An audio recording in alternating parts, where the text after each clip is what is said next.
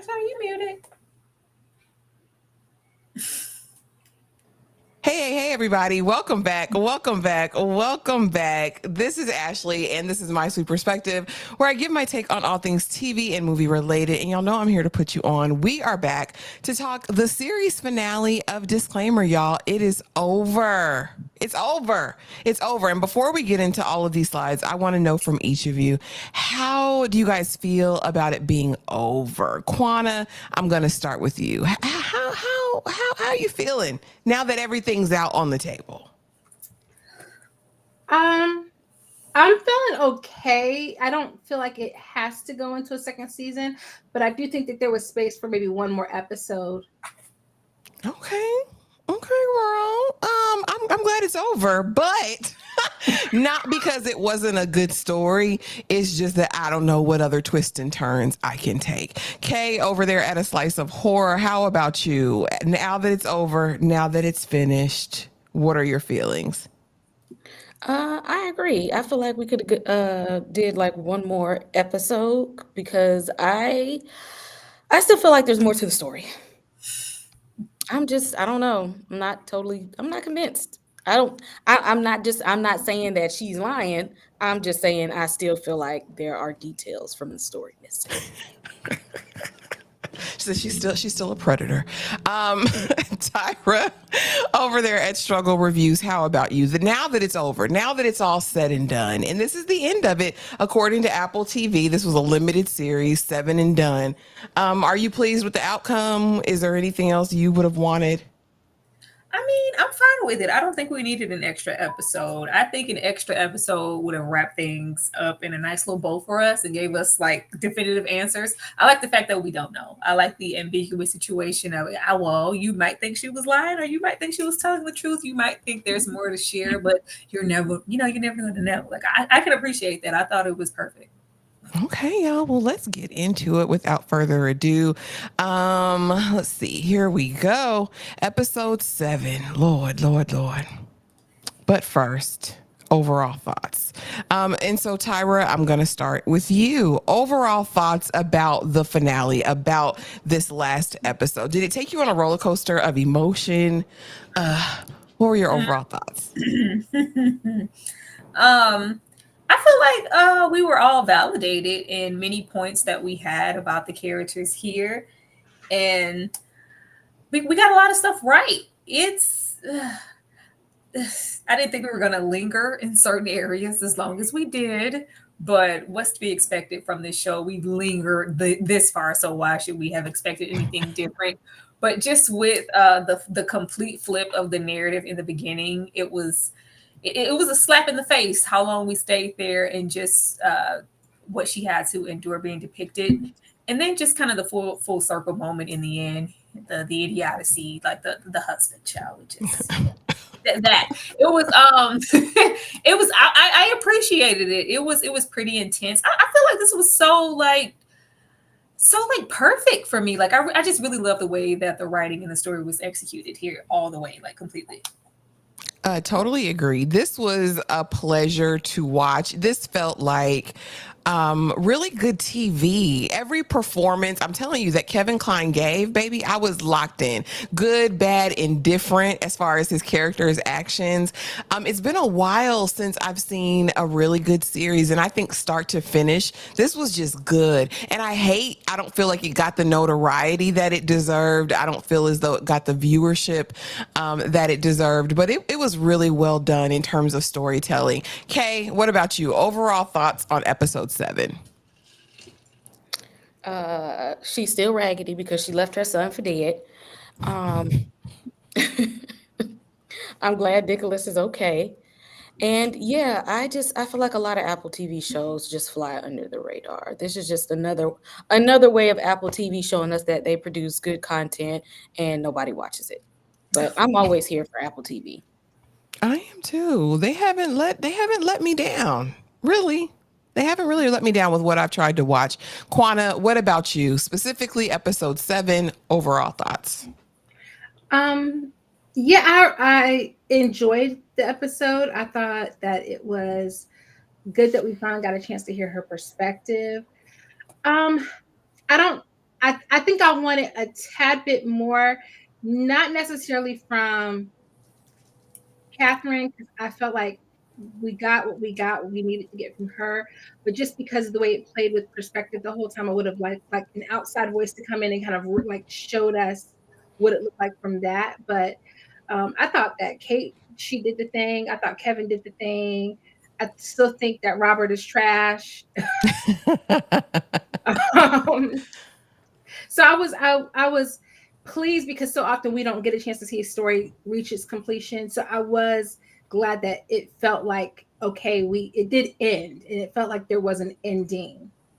Okay. I mean, yeah, there was clearly a beginning, a middle, and an end. And I think what they were trying to do in terms of the narration, because you'll notice even in this last episode, the narration was different than what we had seen. We've been heavily narrated episodes 1 through 6, and then it's kind of like, okay, which kind of lends itself to Catherine's perspective really being the truth, right? Again, episode 7 was entitled "It's Time for My Voice to Be Heard," because everybody been talking this whole time. But it's time for my voice to be heard. And so that's kind of my starting point and where I want to start as far as Catherine. We've been doing it every Monday night. I want to know how y'all feel about Catherine Ravenscroft. Kay, I want to start with you. Is this the truth? And how do you feel about her character by the end of the series? I don't know. It's too many holes in her story. It's something not adding up. I'm not saying that she wasn't assaulted, but it's mighty strange that you tell us that that you were glad that your son was asleep because you thought that Jonathan would hurt him if he was awake, like you were afraid for your son's life. But then in the next scene, you was gonna watch your son drown, and then Jonathan jumps in and risks his life to save your son. I don't. Something is missing. Something's missing. So I don't know. And she literally admits, you just like, yeah. I mean, he was drowning, and I was just gonna stand there. I just, Catherine, something is off. Something's off.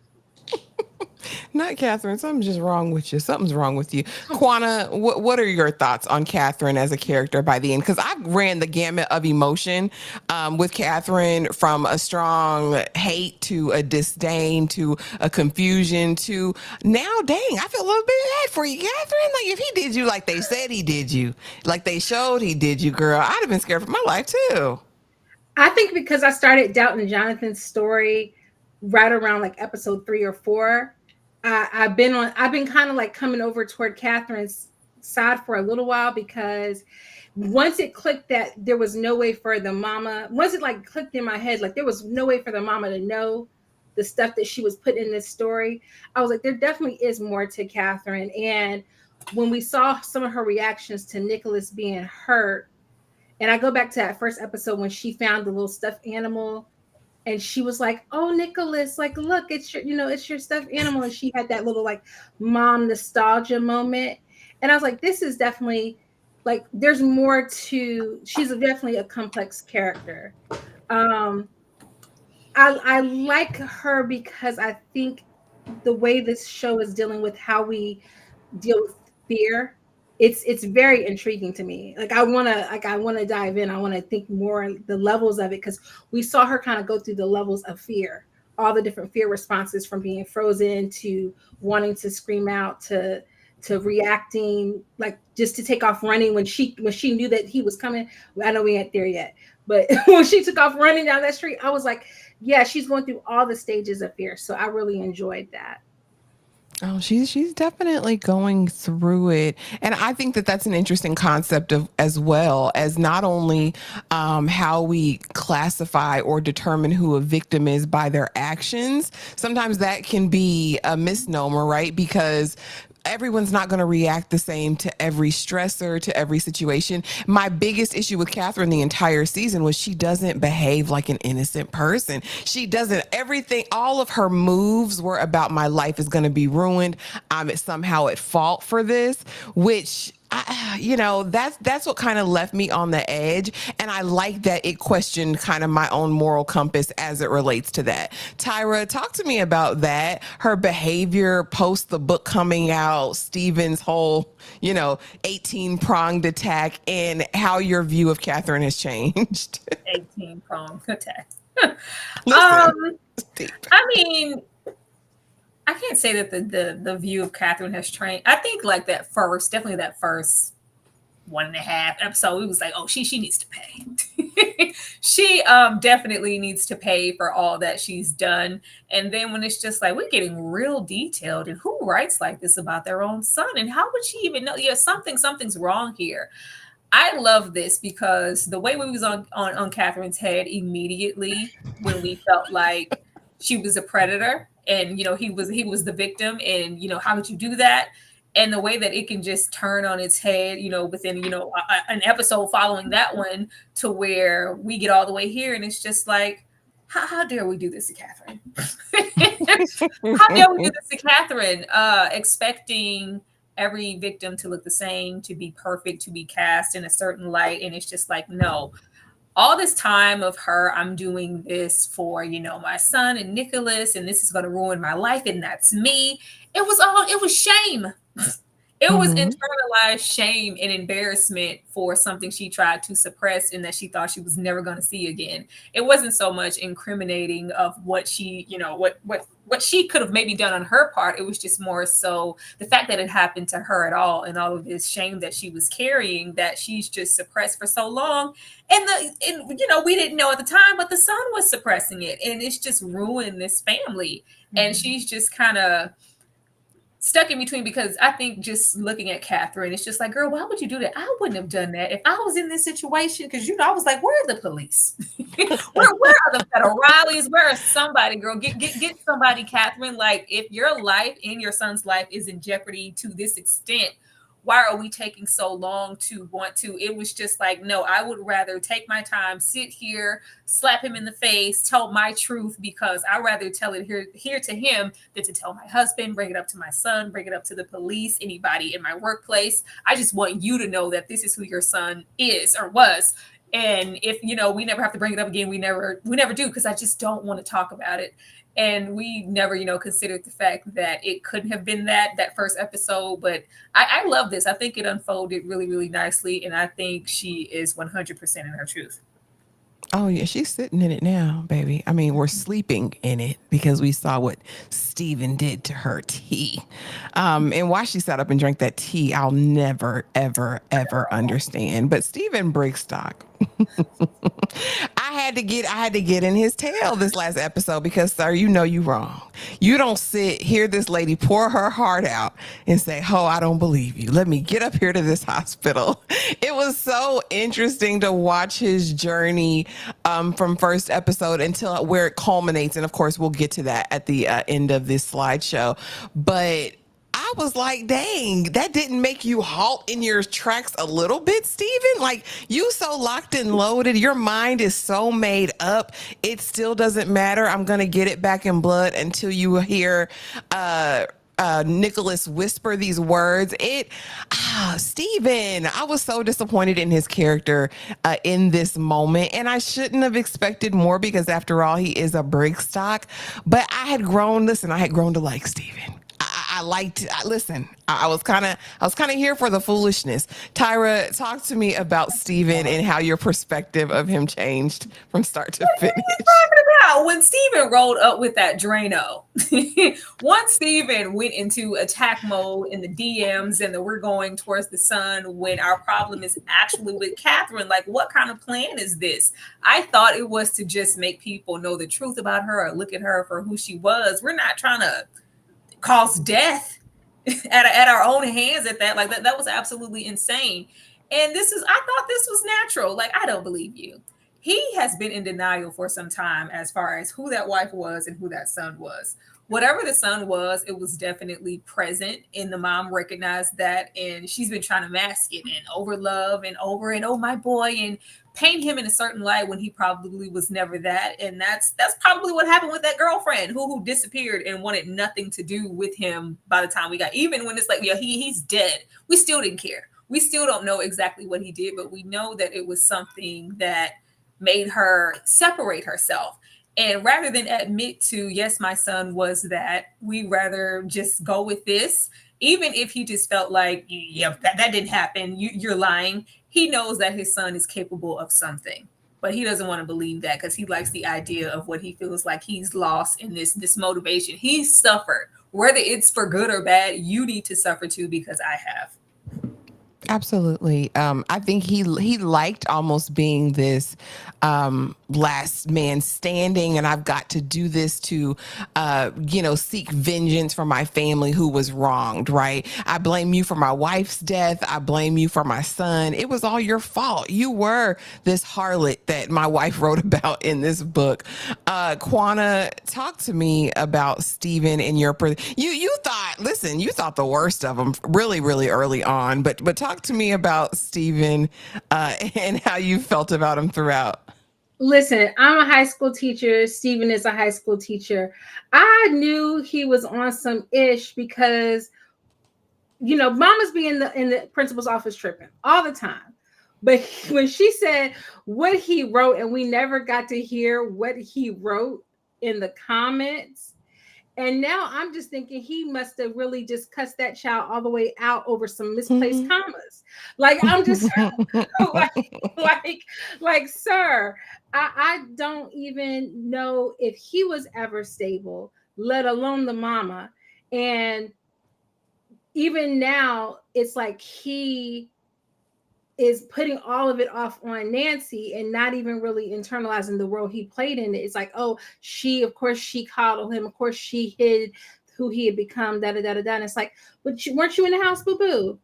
So you ain't know your child. Like I was just over Stephen. And he really just sat there and let old girl fall to the floor next to that puddle of milk. I was like, oh, you really ain't, you can't even stop and wipe the milk up and help her out a little bit. Like, you really just gonna let her lay next to that milk like that? I was not pleased with Stephen. He was dead wrong.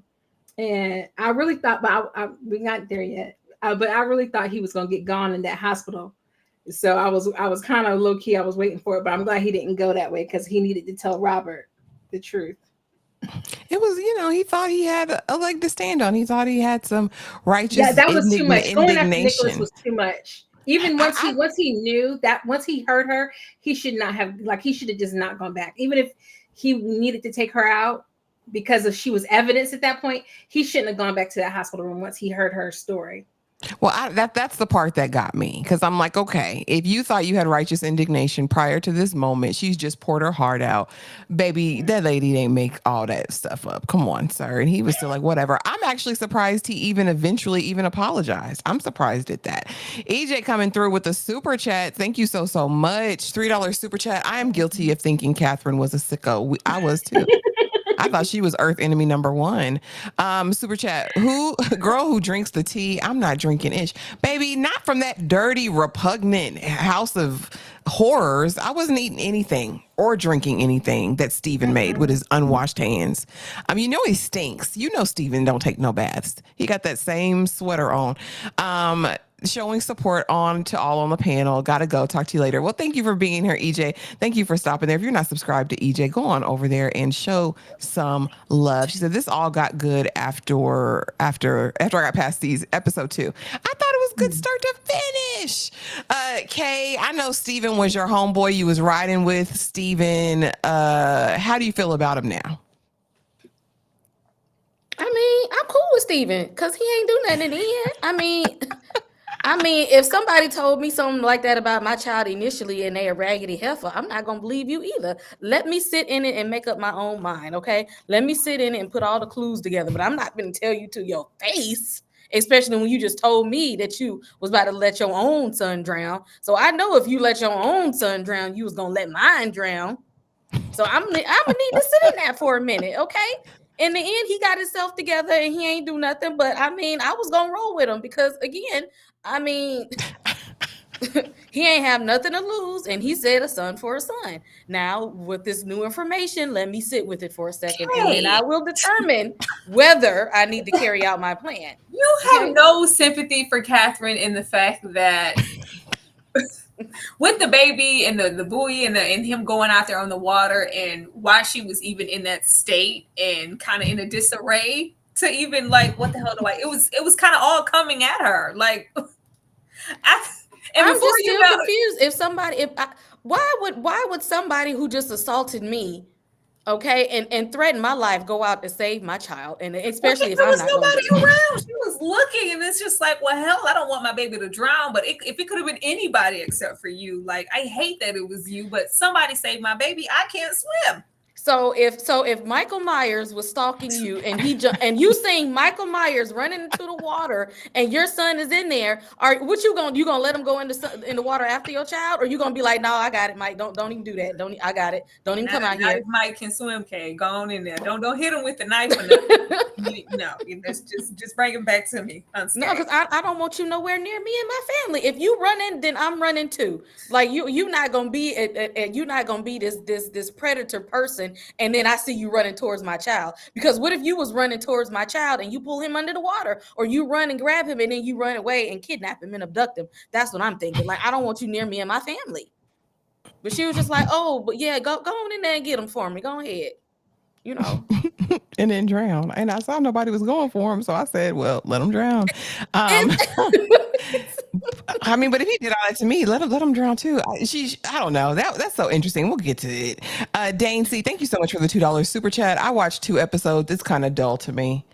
He said, listen, it's dull. Baby, well, you gotta watch it, Dane. I didn't think it was dull, but everybody has different tastes. That's the beautiful thing about TV and movies. We can all, like different things. And so it all comes out. Catherine basically says, and let me give you guys the long and the short of it. She was preyed upon. She was victimized in the most terrible of ways, and made to do incomprehensible things. That man made her drink his blood. That was low down. That's how I knew, trigger warning, y'all. Okay. But that's how I knew, like, okay, this must be the truth, because it accounted for this scar, this cut that he had in his arm. But the villainy of damn Jonathan, he watched her at that bar like a creep. And I told y'all he was a creep when I saw him on the beach with that camera. I said, you're a creeper, buddy.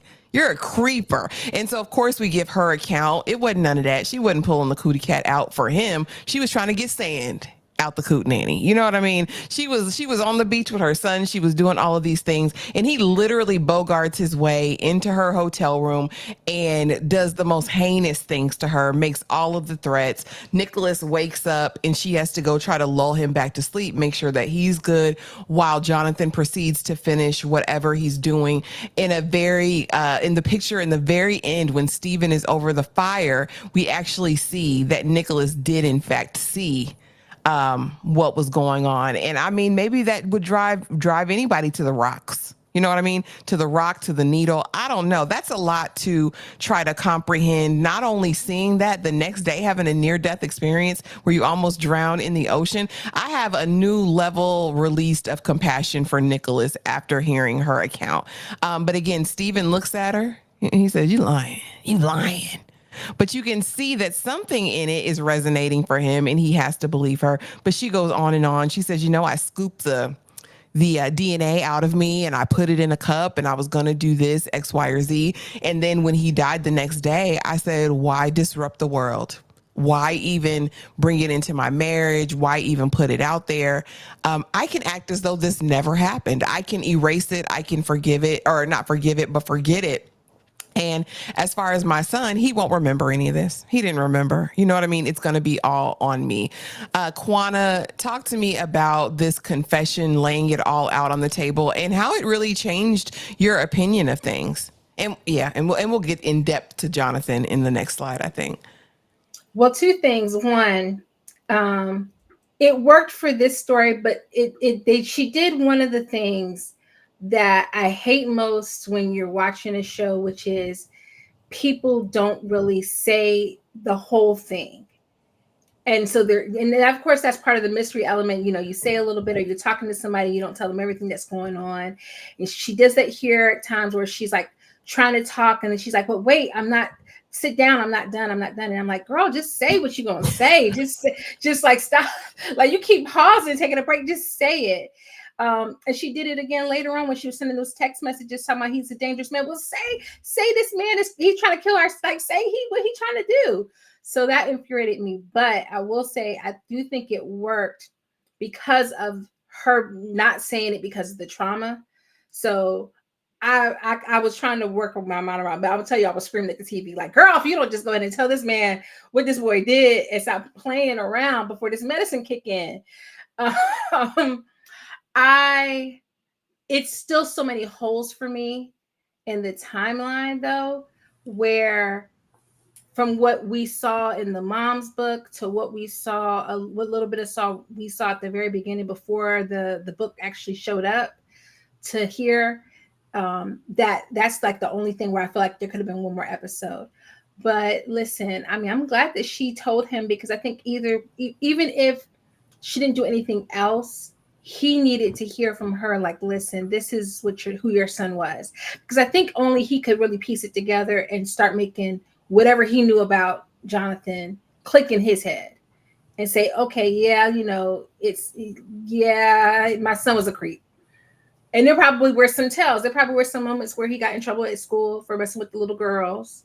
There probably were some times where he was looking at the little girl's dress. Like, there was some stuff. So, yeah, no, because Jonathan, if this was the Jonathan, the one that we saw in this episode, he was a villain. There was no nuance. There was none of it. He was a straight up predator. He needed to be under the jail or gone before he could wreak even more havoc in the world. He was an unaliver. I'm sure he just hadn't got the opportunity. Dracula. He was reading too much Dracula. He thought he was Dracula, slitting his arm open, making people suck his blood. Like, bruh, that's no. Okay. Any compassion for Catherine in her retelling? Was there any part of it that rang true for you? What did you think about her putting it all out there? When me looking at this, and this is the play, where it says it all comes out, it's I don't nice play on words, Ashley. You know what? I have come to the conclusion that I feel like I know what happened. I feel like it was some of both stories. I feel like she saw this young man. He was taking pictures. He looked like he thought she was cute, because don't nobody in a strange place with a son leave a door unlocked. There ain't nobody that naive, and you got children. I believe she let that boy in. She wanted to kind of hang out with him because he thought that she looked good, give her some compliments, but I feel like that's all she wanted from him. And then he wanted to do some other kind of freaky deaky stuff that she wasn't into. But I feel like she did have a conversation with him, because there is no way he would go out and save this child if he did not build some kind of rapport with her. I feel like she invited him over and maybe just wanted to sit, talk, have some drinks, and kiki with him. And then when she was just like, all right, it's time for you to get up on out of here. And he was like, who getting out of where? And that's when it got weird. Because he was just like, nah, you done told me to come up here. Now I'm finna do what I came to do. And then that's when, he started being a weird predator. But I just feel like she let him in. I feel like she just wanted to have a friendly conversation and have some nice male company, but he really wasn't a nice man. I don't know, because when we hear from, we don't even hear from her, but when we get that whole picture of Nancy talking to Sasha's mom and her beating the phone down, I'm like, Jonathan, it immediately made me feel like Jonathan did something violent to Sasha, right? And then when we have this moment, it was hard for me to wrap my head and conceptualize that you go out of the country and you are just this recklessly bold as a predator, so much so that after you commit your acts, you don't even leave. Like, you linger around because you still want to watch after you violated someone in such a heinous way. You bust into this lady's room. It was so aggressive and so but then again, I think about colonization, and it doesn't make me think that. It makes me think that some people have all of the damn bravado and chutzpah and don't think anything can happen to them because, they're behind a cloak of whatever. I don't know. There were some things that I was like, man, Tyra, what about you? What did you think about her retelling? Is this the actual factual, or does the truth still lie somewhere between the lines? I think it's the actual factual. If there was what would be the harm in saying, well, I did, want some male attention. My husband wasn't giving me any. So yes, I did invite him up. That in comparison to what she's been trying to hide and suppress from Robert, it's just, it's not even matching up to where we can say one thing and not the other. It's really having me test whatever her relationship was to Robert to where as her husband, bar everything else, she felt like there would be judgment from him. She felt like things would be different, or I would, appear in a different light if I, tell him. And clearly, I think with Robert's reaction to it, it was a little bit of that. It was a little bit of, like, oh, this is disgusting. Like, it wasn't just the thought of her cheating, but just the thought of how it went. And and if that was that just based off of cheating, if she was handled in the room in that way and she had to say that to him, she didn't want to risk losing what she felt like was valuable, this husband, this little perfect little family. So I'm not even going to say anything. So I don't even think that their situation was absolutely solidified from the go. And that's why it was so easy just to progress, towards the end into divorcing. Like this was never that, but I was trying to hold on to it because at the time it meant something to me. And I didn't want to tell my husband this is what happened. And if we can't tell the husband, it's no way that we're telling anybody else. I felt like she was so passionate here and wanting to tell, not just because it was the dad, but she's talking about it for the first time. She hasn't told anybody. It's like I've been working up to say this, like you're gonna hear it. And, she's sipping that damn tea, but that's neither here nor there. But I'm finally, building up the courage to say something, and you're gonna hear it. Above all else, you definitely need to hear it because you're acting like your son wasn't something that he clearly was. Like, you don't get that overnight. That's something he worked his way up to. He has tried, and progressed with probably several girls, other women, whatever. And he thought with him being out there in that isolated place with Sasha, he was maybe going to be able to, commit those little heinous things. And, Sasha got the hell out of there. Sasha got the hell out of there. And of course, he noticed Catherine. She noticed. And it's just like, oh, okay, some young boy thinks I'm attractive. That's something for me to fawn over later and, think about, how I still got it. Yeah, I don't put it beyond Catherine Alita. People be leaving their doors open. We don't leave our we don't leave our doors unlocked. We ain't doing that. But it's we're in the foreign and everything's peace and love. Who's gonna come up here not knowing that this was that? Every single thing in her account accounted for everything we had questions for before. So I don't know why it would be hard to process her actually telling the truth. Like, I believe it. Like for him to do that, like what he had to be doing before he met her. Mm-hmm. That is insane. And I think the mother knew, and he, this is something that she was trying to hide. He was trying to hide, and child, Stephen just being Stephen. He wasn't paying no attention. He was just doing what that lady was telling him to do. This was a sick boy, and you would want Catherine to get up and react as a victim, like, oh, I need justice. I'm going to the police. I'm doing this, and no, it wasn't any of that. Even her accounting for, like, the fact that she forgot about this, suppressed it. She, emptied everything out, took pictures. I don't know. I'm not going to prosecute anything. I'm going to throw those away. And then we aborted a whole mission because there was a possibility that it might be. That's a lot.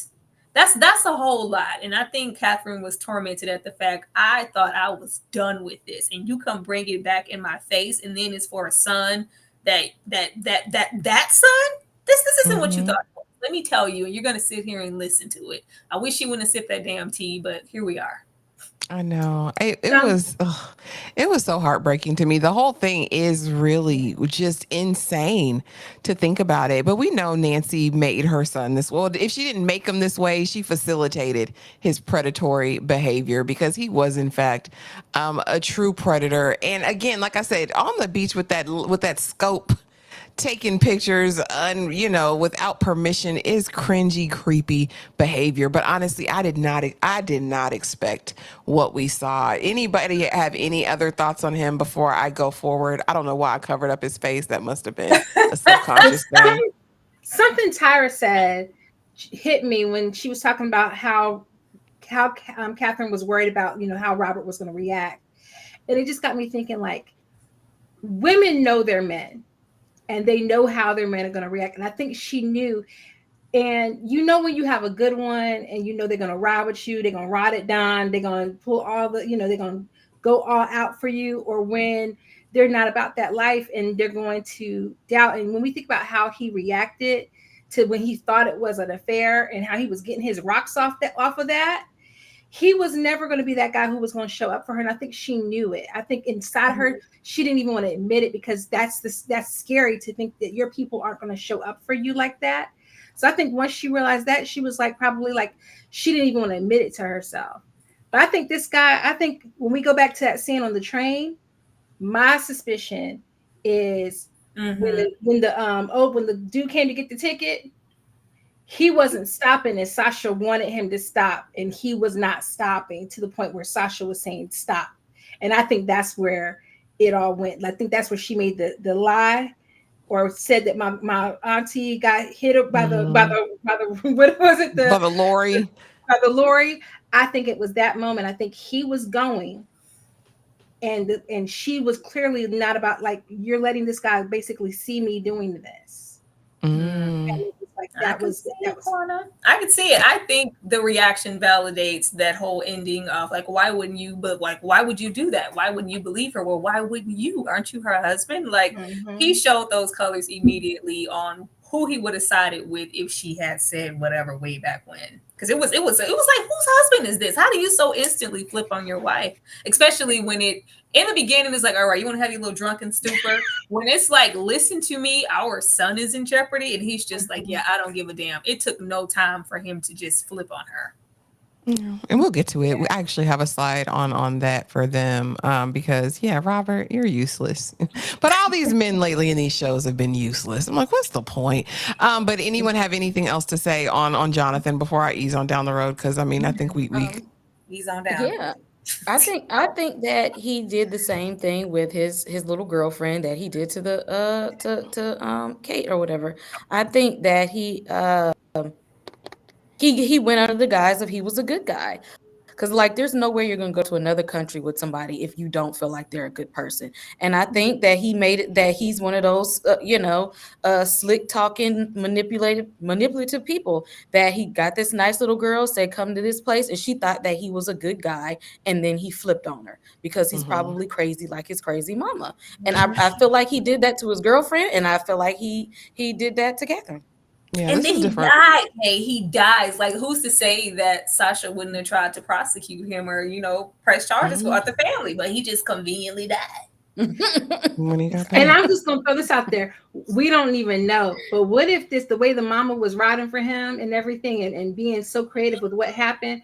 What if this was some strange thing about the Johnsons type stuff? I already told you. Oh my God. And he was and him and he was messing with the. I already told you. Don't go there, because I'm trying to erase that memory now. I'm trying to erase it. The pictures. Because why would there be pictures of you, Steven? He doesn't care. There's pictures of me. Do you see that? That's the back, the snog of my back, the side of my neck, and my ear. Lady, what? Man, please. He was in love with trying that to erase the memory of the strange thing about the Johnsons. I'm sorry. I'm trying to get out of there. But yes, I definitely feel like there's some Norma and Norma Bates things going on here. Lord have mercy. And so again, we already saw this part. I don't believe you, Catherine. And Catherine proceeds to have drank the tea and fall. What did you do to me? What did you do to me? What did you do to me? And she does the stagger, the melodramatic thing that we all love to see. And she falls out in the middle of the floor, and he on his way to the hospital. Okay.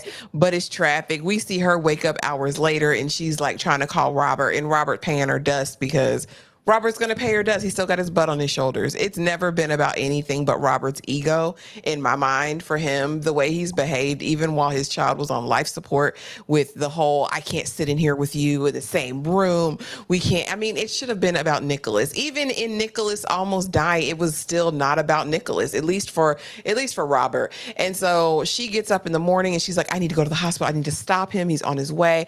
If you see Steven, don't let him in. He's going to hurt him. Don't do it. Don't do it. Don't do it. He's a psychopath. And of course, it is what it is. Robert ain't paying her no mind. Steven gets there. Okay. And we see now that Nicholas is going to be fine. He's going to make it. He will survive, like Gloria Gaynor, right? And so as he has his arm on him, he is ready to do the deed. Steven is ready to fully commit. We hear Nicholas say, Mom. And it's like in that moment, he has clarity. And Steven's like, oh, what have I done? What have What have I done? And we kind of see it looks like he's rewinding every event in his mind, everything that he saw with his son growing up, everything that he saw that his wife covered up or probably participated in comes rushing back. And he's like, I can't do it. Tyra, were you surprised by Steven's clarity in this moment? And why did it take this? Why did it take him getting up there and ready to really do the deed for him to have this moment of clarity? Girl, for dramatic effect, this made me mad. This made me mad. Like the fact that it came down to his sole decision on whether or not he was going to end this young man's life. The fact that he got that close a second time, like a second time. And some time to think too. Richard failed him. The mother, Catherine felt because it wasn't. It was a little text message. I was like, where is the he's about to kill him. I need your verbiage to be a little bit better. He's dangerous. Don't make me go over there into them Debbie Moore. Tyra said, use your words. Because it was just like, don't let him near him. He's not sick. I was like, what is this? Like, where's the urgency in your text, in your whatever? He's not, you can't just rely on him, girl. Call that hospital, call the police. I need somebody to get in there to save my son just in case I don't make it. Like her falling out in that hall, just at the aspect that she thought, like, it just the child. I don't want to hear nothing about over there across the pond and they free healthcare. If I can let every time Dick and Ray roll up to my bed just because they said they knew my uncle, sister, daddy, cousin. No. What was they was like, oh yeah, who? Okay, yeah, go back there just a minute, and he needs to rest. And it's not too much on the rest because the boldness for him to get there in a room full of folks, a room full of other occupants and patients, and not give a damn. And then when it's just like mom, it's like, oh, I finally see him as the child that he was on that Bowie, as the young boy. This is somebody's son. What the hell am I doing? I've lost my mind. Like the way he would have been shot. the way that Steven would have been shot, because you're not going to get this close the second time. It was just kind of cavalier, like, oh, like I don't give a damn how old he is. He needed to be dealt with, and he wasn't, and I didn't like that. But it's fine. At least he didn't get to the Yeah, he didn't get to him, and I mean the damage that he caused, it can be repairable. It's he can go on a publicity tour and help her clean up that reputation. Kay, were you surprised? And why did it take Steven to get here to have his moment of clarity? And why did he have a whole 10-15 minutes alone with Nicholas before anyone even got there? Like he could have been done, finished the job by the time anybody got there to stop him. Because y'all be underestimating Steven. You gotta let him cook and sit in and stuff for a little bit. He had to think it through. And he had to really I think he went and sat there and said, why would I take you out when your mom really almost just let you go ahead and get up out of here? Because you know what? It really wouldn't matter if I took you out. It's not gonna hurt her. And the point was to hurt her. This really ain't gonna hurt her in the way that I thought it was. So I guess you can go ahead and live. Like, you know what? Me and you ain't got no beef. I see the type of person she is. Oh, and I actually felt like in that moment he realized she was telling the full truth. Quana, what did you think about Steven's moment of clarity here? Was it the mom, and reaching out and grabbing the hand? Was that what did it? Yeah, I think that's what did it. And I think he didn't see Nicholas as a real human being. And I think he, very early on, right, he kind of criticized him for not knowing how to spell whatever that long behind name was that he gave him to try to spell. It was useless. A waste of space. And Nicholas is definitely a bit pathetic. But I think in that moment, he saw him as this innocent little boy who, no matter what happened, no matter what he truly believed, I think at that moment he did believe, because the pieces started to click together for him. But I think in that moment he realized at the end of the day, he was this innocent boy just there. Mm-hmm. Didn't have a role to play in this, and this was this innocent bystander, and he's on this hospital bed, like he's already been punished. Why continue to punish him? I hope he saw him and in that moment remembered maybe there was some point in Jonathan's life where he was still innocent and kind of wishes that something had gone differently. And at that moment, he decided not to become what Jonathan was, not to take anything else away from Catherine. I hope that that's what happened in his mind. That's what it felt like. That's what it felt like. I really wish we would have gotten a little bit more narration in that moment. But this scene got me. And I said, well, Stephen King, you're not wrong in this moment, because Robert confronts Stephen on the way out, and Stephen is very I guess lethargic in this moment, right? He's sitting with everything that's kind of happened, and the thought, I think, that he was almost going to unalive this innocent person based on lies and deceptions. And he's like, I'm sorry. I'm sorry. I'm so sorry. I'm sorry. I'm sorry. And Robert's like, why? Why did you, why did you do this? Why did you not believe, whatever, all of this? And Stephen looks back at him and says, it's your wife. Why didn't you believe her? And I thought that was so telling in that moment, because Stephen, like, damn, she was my enemy. I ain't know this heifer. Like, she could get it. Anybody could get it about what I thought had happened to my son. But this was your wife. This was your responsibility to cover, protect, to have a conversation at the very least before taking my word as a complete stranger, ready to abandon her, throw her in the trash, all of those things. Kay, talk to me about this moment. And did you agree with Stephen's statement to Robert? Absolutely. Stephen is the stranger here. He's like, I don't know you people. All I know is that I feel like she had a hand in unaliving my child. Like, she had a hand in ruining him. That's all that I know. But this is your wife and your child. You're supposed to know and protect these people. So why would you be so quick to jump on the bandwagon of the smear campaign and the hate train?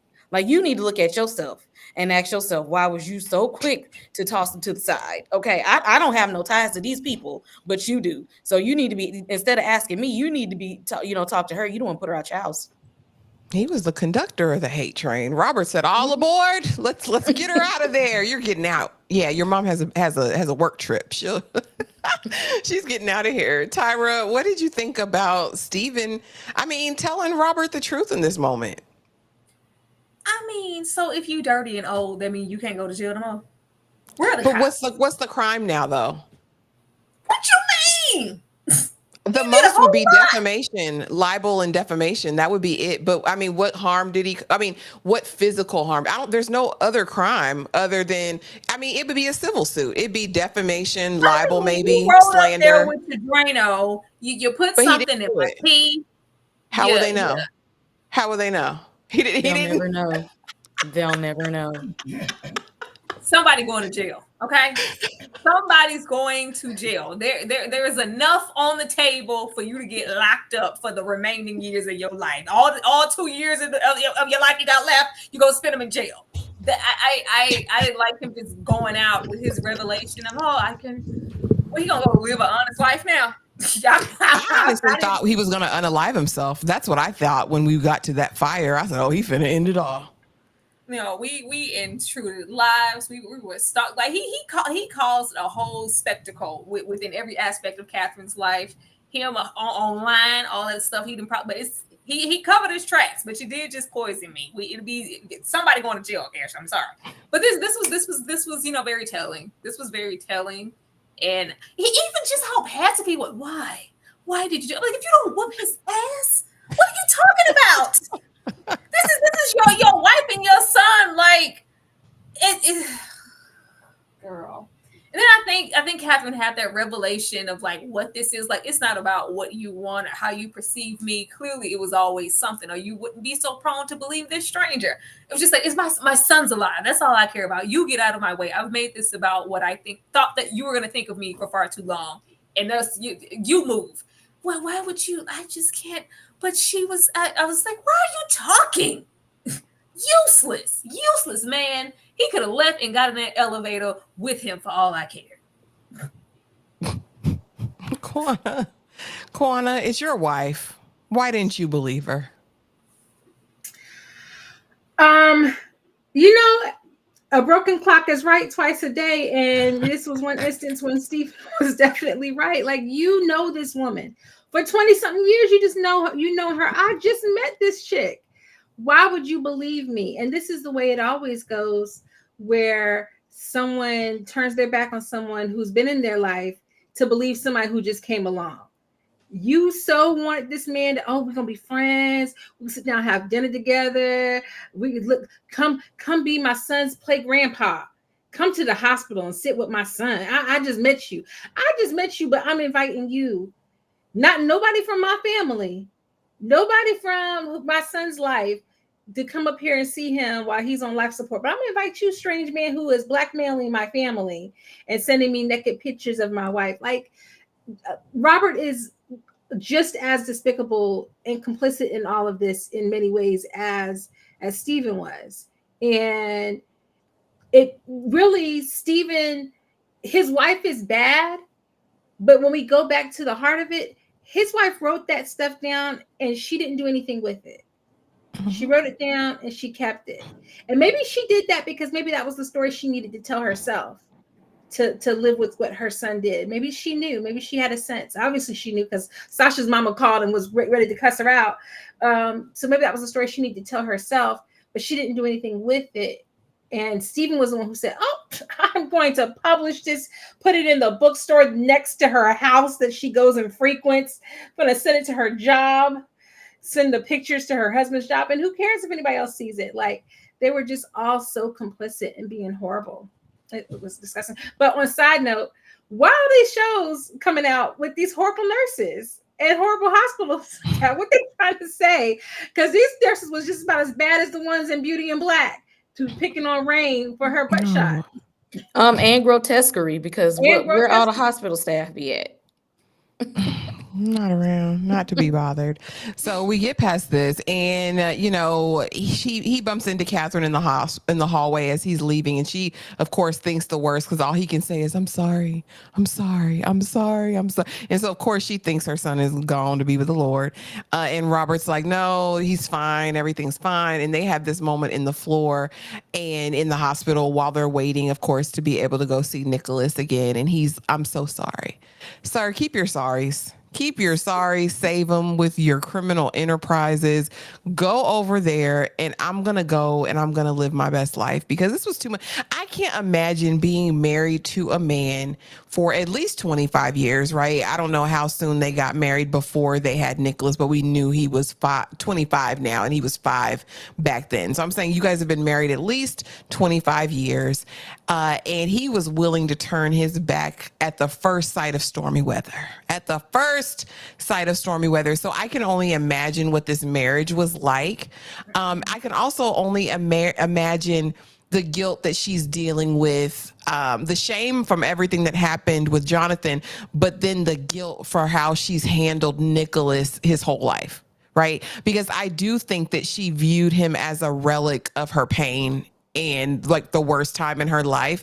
And so I can see why there was this kind of chasm between the two of them in the relationship. And now, while she's not only confronting her past, it's now I'm almost losing my son. And now here you come talking about you're so sorry. I couldn't even confide in you in the worst time of my life, and I've had to hold this in. And when somebody comes and make an allegation, you're Johnny on the spot for them. You turn on me in an instant. Now, if I could have asked for anything more, I would have wanted to see Catherine give Robert the business. Kwana, talk to me about this moment and how you'd have handled Robert after all this. She should have said, if you don't get your MF hands off of me, sir, let me go get to my son, because he's over here begging, saying, I'm sorry. First of all, you just let me believe that my child had just died. So I'm on the floor, not and sliding down the walls. And now you're over here saying, I'm sorry, I didn't believe you. And I just can't get over. I mean, I know she don't know, but we know. So it's bad enough that we know how he responded. He didn't pull, he didn't pull a, what was my boo's name in Best Man, Morris Chestnut. It wasn't Lance. Was it Lance? When he was envisioning Mia and Harper, and he had his little thugs here going. He didn't respond like that. I could have respected him if it was just him being sad. But he was sitting here getting his jollies off. I can't. I would have been pummeling him. Get off me. First of all, you had me kicked out my son's hospital room when he was on death's door. Now you don't let me think he was dead. Now you've heard crying to me. Oh, he needed to get slapped like that boy in the job office got slapped. Most definitely. I'm never gonna look at Sasha the same again. Oh, I'm gonna be Sasha judging Baron him. Cohen, Lord. Tyra, I'm so sorry, girl. I'm so sorry. Yeah, I'm Too sorry little, I too late. stayed in this marriage too long. Like this was something familiar and something comfortable. There was never any real death marriage here if she felt like she couldn't confide in him about, what happened to her. And the way he flipped, the way this went, the way that even in at their worst, he just couldn't put the son first.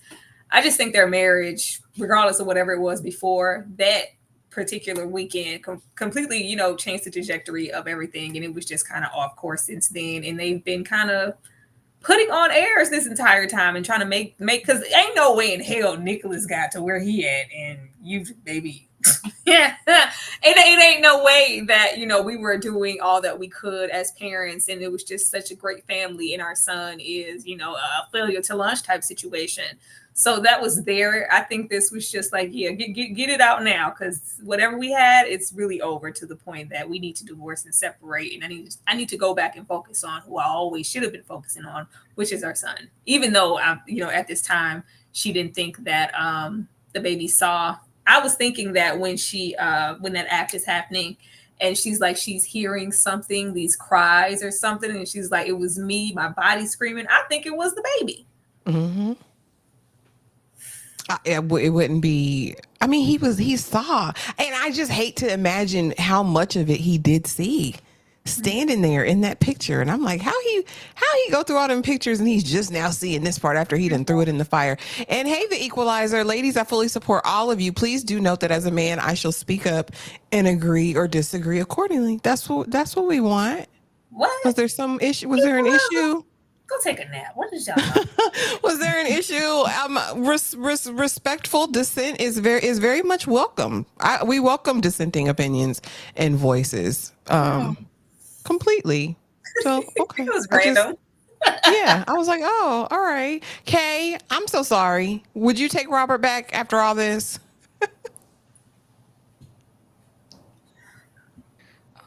If she felt she couldn't, first of all, if she felt she needed a vacation away from that man, and then if she felt like she couldn't tell him something that important, they should have uncoupled upon arrival. So they can go ahead. They can go. There's no need for them. Nicholas don't need them right now, in this foolishness in their life. Just go ahead and uncouple. I mean, she already living outside the house anyway. Just you don't have to. Don't go back. Just don't go back home. Yeah, put him there. That was Borat, Dane C. Yes, it was Sacha Baron Cohen.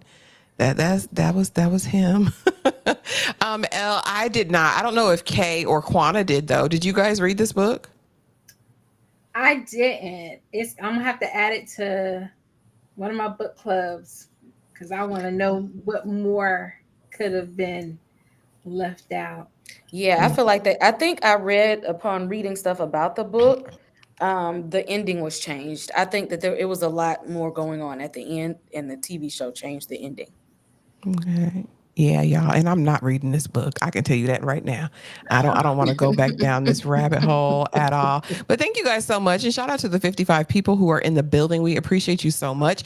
And we have something exciting happening this weekend, Saturday night, a members only watch along that I'll be hosting. And here is my pick. We will be right back after these messages. I am no longer your mister.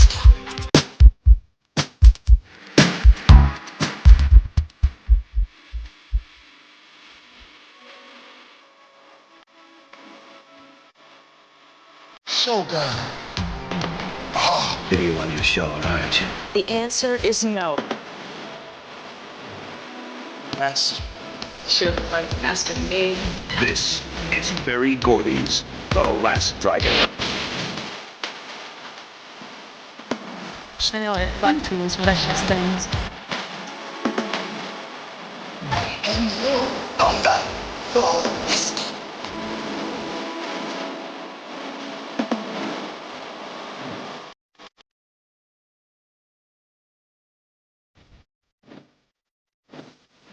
So good. Oh. You on your show, aren't you? The answer is no. Master. Sure look like a master to me. This is Barry Gordy's The Last Dragon. I know what it's like to lose precious. Baby, she said she know what it's like to lose precious things. You guys, it will be The Last Dragon this weekend, and I'm so excited. It's one of my all-time favorites. Not Vanity is nasty. Vanity just wanted that man critical. She wanted that man, had to have that man, Bruce Leroy. Easing on down the road, you guys, Steven gets back home. And again, Catherine was telling the full truth, and he is recounting in his mind the duplicitous nature of his wife, and I think coming to terms finally with the idea that his son was a full-on creeper,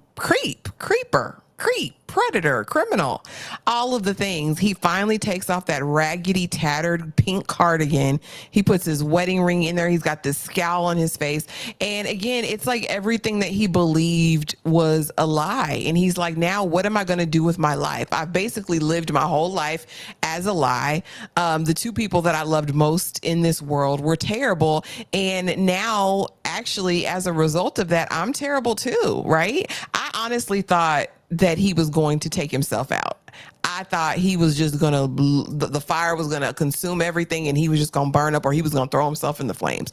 I did. I was like, what is he going to do? So I was guessing he's going to live in his house lonely with his roaches and critters until he croaks, because at this point he has nothing to live for, which to me, y'all, was really sad. And it actually does speak to the character of Steven. Not one time do we hear him think or say, you know what, I want to make this world a better place. I think I'm going to take this time to volunteer, to pour into young people, to do anything. This was completely self-interested, just like Robert, to me, honestly. Two sides of the same coin, in my opinion.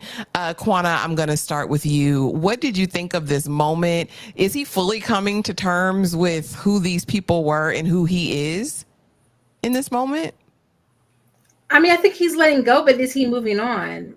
Like what does he do now? Because he already didn't have anything going on with his life. He was so attached to this memory, and really not even that, because he really was still kind of existing, and then he loses his job, so he grasped onto this. I don't know. I needed to know that he went on Oprah, somebody's show, and told everybody who bought a copy of the book that book was a lie, in case they were putting together the pieces. And he went to her job and apologized. Like, I need to know that there's some recourse, because he literally drugged this woman, drove her son to overdose, like destroyed her life, and you just get to have a bonfire in your backyard and it's all okay. I'm like, that's some white privilege if ever there was. Not a bonfire. Okay. I was. Oh, I'm not, sorry, I was, Quana. No, I just was saying I was just done. I was just done with Steven at this point. But I know that this is Kay's man. He's a villain. We like villains. Okay, talk to me.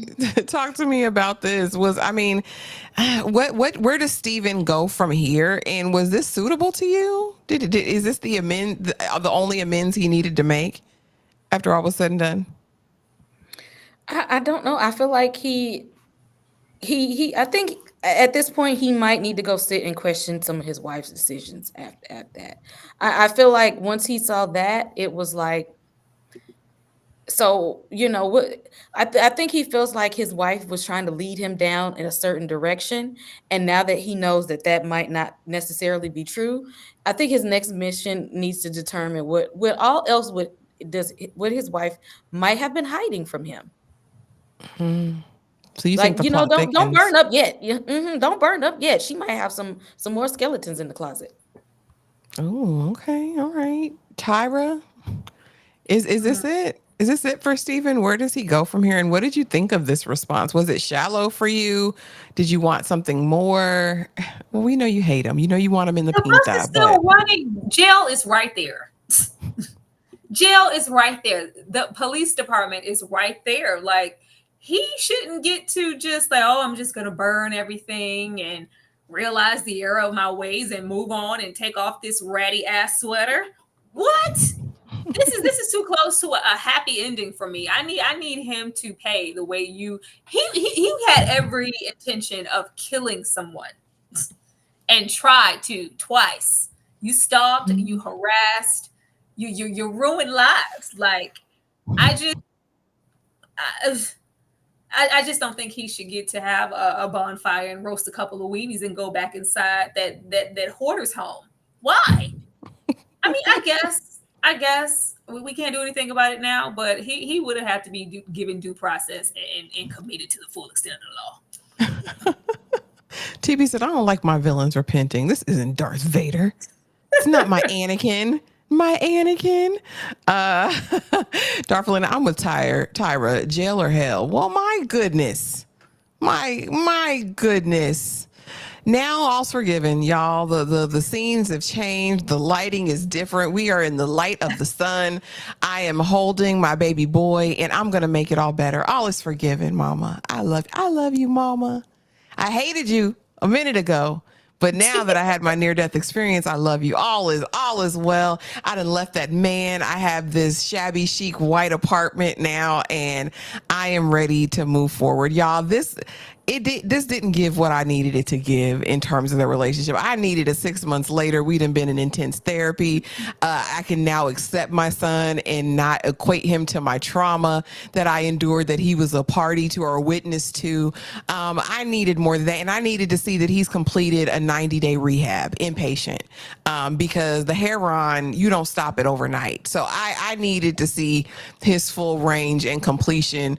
But all's forgiven, and we're easing on down this road. Tyra, talk to me about how this final scene and how we concluded it. Is this repaired? Is all well? Is all forgiven, and we're just a happy family now? No.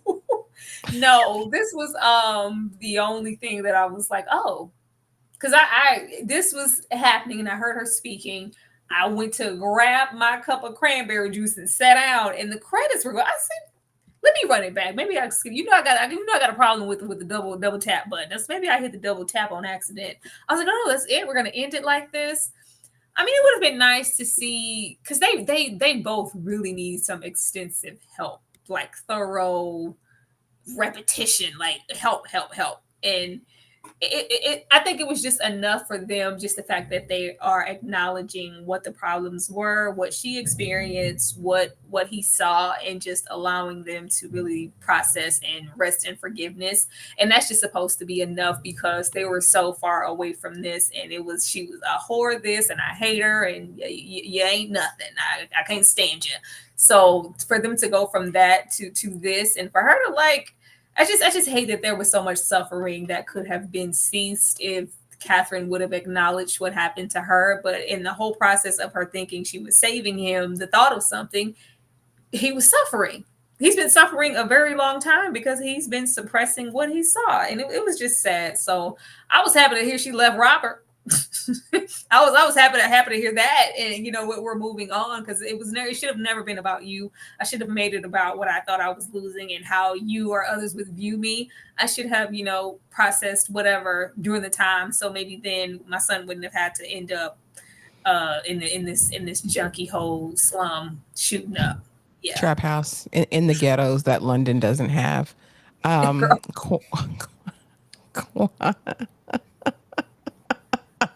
I'm sorry, y'all. Eat, Slay, Love. If you haven't watched that live, go watch that live. Go run it up. It was fun. Quana, I'm sorry. Okay. I don't know how I missed this, or if it was a new art piece. What was that little statue in the house? Do y'all remember that statue that was in the house that was like a person? No, no. Go back to this scene. Right when they pan to them and they start zooming in, there's like a statue of a person. I did the same thing. I turned my head for 2 seconds. So I said, "Ooh, who's jump scare? Who was just standing in the corner of the house? Just in the corner, and it's some kind of statue or something." But I was like, "Oh, y'all really bugging over here." No, this scene needed to be in a therapist's office. We needed to know that they were getting some therapy from all of this, not just this hug and everything is going to be okay, boo boo. No, like the drug addiction, your child and saw you got assaulted. It's just too much. I don't know. Go back to the scene right when they pan to them and they start zooming in. There's like a statue of a person. I did the same thing. I turned my head for 2 seconds. So I And low key, Robert needed to be there. Now they need to be divorced, but Robert needed to be there because he's going to have to do some atonement to his son, not for that he did anything wrong in the past, but for what he did and how he responded in the present. Um, and she kept warning him that, you know, like, Nicholas knew these things, and he just kind of passed it off and didn't pay any attention even to that. Even if he didn't know the truth, he didn't check in with Nicholas to see if Nicholas was okay until it was too late. And he knew that things were wrong. She was telling him, hey, this is not okay. So he's just trash. I don't know, but I will say this. I can't stand this young man, and for that, I think he will be an excellent candidate to play in the reboot of American Psycho. Oh my goodness. He's got that weird look to him. I tried to be nice this whole He would season, be but fantastic. We were almost on Ashton. Please don't. because when I saw them little legs, did you guys see it? Like, did you Well, when he no, laid I on that think- bed? I said, I- don't well, flip apart. Is it No, the I dope? think he has some type of illness. Because you know I'm gonna check before I lean. There's something, some type of spinal things happening to where there's some type of ailment to why his body looks that way. So, yeah, Because he does kind of look like oh boy's the son from Breaking Bad a little bit. Somebody said in Men in Black, the Men in Black aliens. Somebody said it in the chat earlier. I didn't know. I can't. I didn't say it. I'm just repeating. Somebody put your hand up in the chat if you're the one who said that, because I read it. Put your hand up because I didn't say it. This is not my original thought. This is, and then I said, oh, I'm gonna have to Google it because I do see it in my mind's eye. Kay, all is forgiven now. As a therapist, how would you counsel these two people at this point to continue on with their lives? I would send them to a family therapist. Okay, I'm not dealing with both of y'all. I'll take one of y'all, but not both of y'all together because y'all need family therapy, and add Robert's ass in there too. Okay, because he got a lot of problems. Because ain't no way you gonna sit there and tell the story that you was about to let me drown, and then Michael Myers came out to the beach to save me, and then no, and then later on for his father to try to finish the job off. That sounds ludicrous, if anything else. And then we just gonna sit here and hug it and thug it out, and then you let me go down the path of the junkie life because you knew something bad happened to me, but you let my brain forget it instead of sending me to therapy when you knew this foolishness was going on. And then send me to the crack house when you know I didn't have the skills for independent adult living. Ain't no way. I'm not hugging you for that. And saying I was forgiven. Listen, yeah, because she did. She said, I don't want to look at you anymore. Get out of my house. Go get it. Go get it for yourself, buddy. When really she should have had him in intense therapy since he was a young boy, since that near death experience, I think. But also I don't think she wanted her secrets out. I think even in the idea, even if she had kind of repressed the memory that he was standing there, I think subconsciously she didn't want it to get out even in therapy. I don't think she knew, y'all. I don't think she knew he was there. I don't think she knew he was there. I don't think so. I do. She is not completely truthful in that whole story. She knew all of that stuff.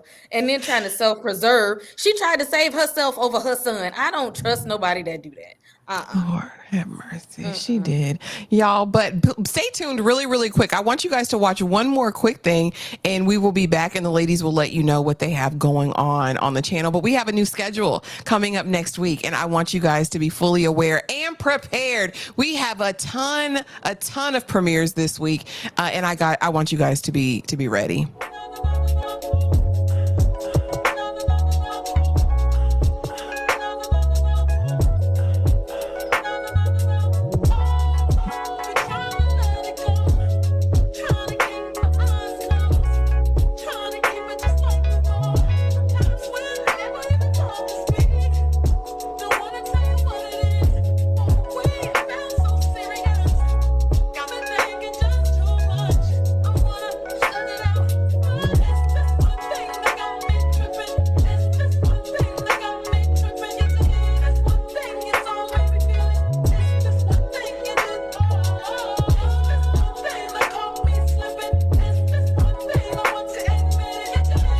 You guys, a ton of new things. Cross comes out this week. Silo season 2 will be out this week. We are ending Three Women, the finale. Finally, y'all, it's over. These 10 episodes will be over. So please make sure that you're subscribed to everyone on this panel. Make sure that the notification bells are hit, and make sure that you drop comments down below so that you don't miss a thing. But before we go, I would love for the ladies to let you know what they have going on. Quana, what's going on in your world this week?